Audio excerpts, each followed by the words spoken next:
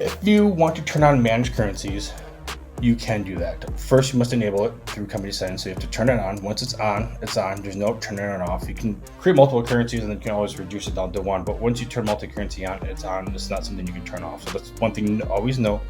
Test this out in the sandbox first if you're going to enable multi-currencies to see if you like it. And then if you like it, then you can move forward. Advanced currency management is a nice little tool that allows you to set the rate of time for a period.